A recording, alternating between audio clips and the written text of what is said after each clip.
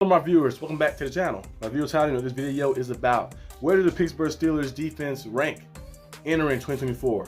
We're seeing a lot of news, going around. Of course, it's the off season, so it's basically a lot of speculation, a lot of narratives. People saying this guy getting traded, how this guy gonna look, how this rookie gonna be when the season start, how the defense is gonna fare, how somebody offense is gonna look, coaching, all type of stuff like that. It's gonna be like in that sense when the season, like when the off season is here, the mini training camps and the rookie training camps. But one question that I did see, I seen a little list they made. They made a list of different defenses. They were ranking the defenses, talking about the fantasy defenses. But it gave me an idea for this video right here about the defenses in reality. I think the Steelers defense is a pretty good defense. You look at what our defense did last year. Last year our defense, of course, we was low in yards allowed. We allowed a lot of passing yards, we allowed a lot of rushing yards, but we only allowed 19 points per game. Only 19 points per game with the injuries we had. Minkah Fitzpatrick missing significant time. Cam Hayward, remember he I think his tore groin his first game against the 49ers. Missed by 8-9 games. A lot of different guys, our key guys on our team, missing significant time and still able to only allow teams to score 19 points. And also was top 5 in turnovers. And also was top, I think, the second or third. I think he tied second and third or something like that. And the fourth fewest points. I think the third fewest points allowed in the fourth quarter, which was very good too as well. A lot of our games came down to the wire. We had a lot of big time drives to end the game, game-winning field goals to win the game. But the defense made big time stops. A lot of the defenses don't get credited for a lot of this stuff. Usually you see a player, they'll credit the quarterback most of the time. They'd be like, okay, game-winning drive by the quarterback, but they didn't talk about what the defense did. Because some of our game-winning drives that Kenny Pickett did last year, and most of the defense getting to stop at the end. Kenny Pickett made a score a touchdown, but the defense had to get a stop to kind of end that whole thing completely. And our defense did that multiple times last year and made things happen. We've seen a lot of game-winning interceptions. The Titans game, the Packers game, and many other games. And we see a lot of game-winning plays that the Steelers defense made. We were strip sack against Lamar Jackson, against the Ravens. They went out there and made a lot of big-time plays in the end to help us win. So I think our defense last year, even with the injuries and even with the lack of depth in some spots, like in the secondary and the linebacker core, we still went out there and played phenomenal football. But I think this year, adding the pieces we have is going to be very good. Look at our cornerbacks. Our cornerbacks probably, I think our secondary might be the weakest. If you kind of see a weakness for us, I think JPJ is a good player. Minkah Fitzpatrick's a good player. They ranked him, I think, 11 or 12. PFF ranked him 11 or 12 safety, so he had the top 10. I know he had a down year. He was a Pro Bowl last year. I don't know how he got a Pro Bowl last year because he only played like 5-6 games last year, but he had a down year. But I think he bounced himself back into the top 10, top 5 safety because he's very good. And also you look at Deshaun Elliott, a guy who we got on the team as well. I think he's like 25, 26 years old, a young player, young safety who's pretty solid, who will help our secondary. But on the other side of JPJ, like I mentioned this a lot of times on the channel, Dante Jackson is cool. He's not great. He's not bad either. He's like all right, he's all right player. So the Steelers on the other side can get exploited from there. They can get exploited from the slot corners position as well too. We have a lot of different people kind of rotating in and out of that spot. So that's kind of like our weaknesses maybe on our defense. But besides that, our defense is loaded. We got a lot of pieces on our team, a lot of guys on our team who can go out there and just play man-to-man coverage. That's the one thing we were missing many years ago. Remember we had Sean Davis, the Mike Mitchells, the Artie Burns. Those guys just couldn't play man-to-man coverage. Cody Sensabaugh, Ross Cockrell, Antoine Blake, all these different guys, the different cornerbacks we had throughout the past, I think since 14, 15 and up. A lot of those guys just couldn't guard man-to-man. Then we got Joe Hayden, the later part of his career. He made a Pro Bowl with us. He was pretty solid. Akil Witherspoon was good for those 9 games that 1 year with us. Then he started tripping. And then you also look at Levi Wallace. He was good first year with us. And then second year he had ups and downs. And now JPJ, first year as a rookie, did phenomenal. We're going to see what he do in year 2. But having guys like JPJ who can go out there and play man-to-man coverage. Minkah Fitzpatrick, a guy who's versatile, who can guard up and do things. Deshaun Elliott, who can do things as well. Having different guys who can do that. Dante Jackson can do that to a certain extent too. So having guys who can do that kind of open your defense up a lot. So I think JPJ had a pretty good rookie season. They ranked him 32nd cornerback on PFF, the top 32 cornerbacks. Of course, they're doing it based off, of course, 64 of them. Because you look at 2 cornerback starts, so 64 of them. So I think getting ranked 32nd out of 64, not too bad, kind of halfway. I know he had problems tackling a little bit, but overall his numbers, 1 interception. He had 10 pass deflections, only allowed 1 touchdown. He probably could have had 3 interceptions. There's a few interceptions he dropped. I remember the one from the Rams game he kind of dropped, and then another one he had, I think against the it was the Bengals, the Christmas Bengals game. He dropped 1 as well, so he could have had a few more interceptions. But I think JPJ, nice player, and he's gonna get better and better. But I don't trust the second cornerback Lester Jackson a lot. I trust him a little. We're gonna see how things pan out. Corey Trice is also another guy we have on the roster as well too. Hopefully he comes back and play like the way he was playing training camp last year and kind of evolve. And he is what we think he's gonna be. That'd be a nice piece for us. But moving on to the linebackers, we got Patrick Queen, Landon Roberts. You got Peyton Wilson. Cole Holcomb is injured. They had an update on him. He said that he will be back playing football. And he didn't say when. He tore his, I think it's Achilles or he killed the ACL. I know Quan Alexander tore his ACL. I think Cole Holcomb was his Achilles. So they had bad injuries and season-ending injuries back-to-back weeks. But I think Cole Holcomb gonna be back maybe this season. I don't know, maybe like week 5, week 6, maybe week 7.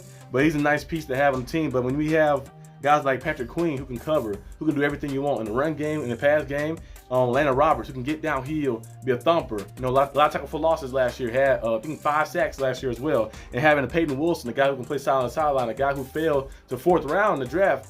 A guy who was kind of like, he had a lot of like hype coming into the draft, but a lot of people kind of like passed on him because of the injuries. He had the neck, he had the knee, the back, and a lot of injuries that happens to him. But the Steelers gonna take a chance on him, bring him in. I think it'll be a nice addition for our team. But having guys like Patrick Queen is gonna help our team out a lot. A guy like that and guys who can cover in the middle. That's one thing we kind of struggled with last year and the year before last year as well. Not having a bona fide just cover linebacker. Now last year, Quan Alexander and Cole Holcomb was doing a good job before they got injured, so we couldn't really see the full result of what they're going to do in the future. But now having this like depth of linebackers, guys who can do everything. You have a guy who can cover sideline and who can play the run.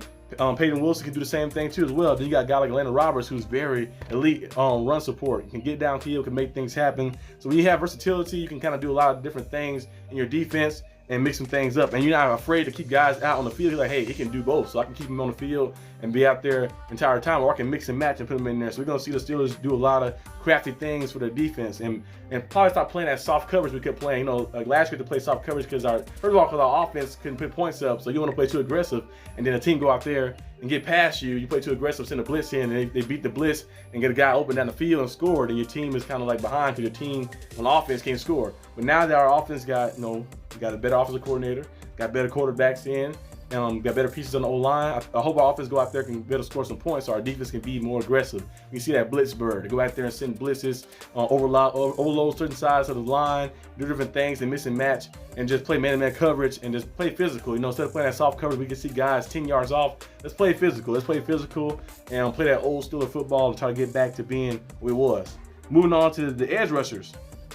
Edge rushers are always very good for our team. Having Wyatt, Highsmith, Herbig, I think Golden is a free agent still. I don't think he's on our team anymore. But having those 3 guys right there is good. And having Wyatt and Highsmith himself is just pretty good and pretty easy. T.J. Wyatt had led the league in sacks ever since he entered the league. He actually been leading the league in sacks the year before he entered the league as well, if you count that year as well. And it's crazy because T.J. Wyatt missed about 9 or 10 games. I think 9 games one season too as well. So Wyatt's an amazing player. He's been back-to-back. I think he's a 3-time sack leader. Very elite individual. You got to double team. You got to double team on the edge. He had 19.5 sacks last year. Had 20+ sacks the year before.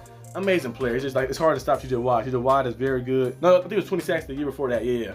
I think the year before was the one he got injured. So yeah, but T.J. Watt is an elite player, and Highsmith is very good too, especially in the run game as well. But Highsmith last year, I know people kept saying his numbers are dropping, but if you actually watch him play, he actually was kind of improving in the run game a lot too as well. And he was getting there. Like he might not get the sack all the time, but he was getting there. That's why I say pressure rate, win rate, it matters to a certain extent. Now a lot of people are using that to like boost and say Myles Garrett was this and that like that. Myles Garrett is very good, but they was using it kind of like saying that it matter more than sacks. Now pressure win rate matters, of course, like when if you're like you closing in and another guy gets a sack. But it was just counted based off of win rate of you getting past off the lineman, because you get in and you win the get past the blocker, right, and you get in there and the quarterback steps up and throw a touchdown, or steps up and get a first down, or steps up and run and get a first down and do something that's positive for the team, it's not really a win rate then.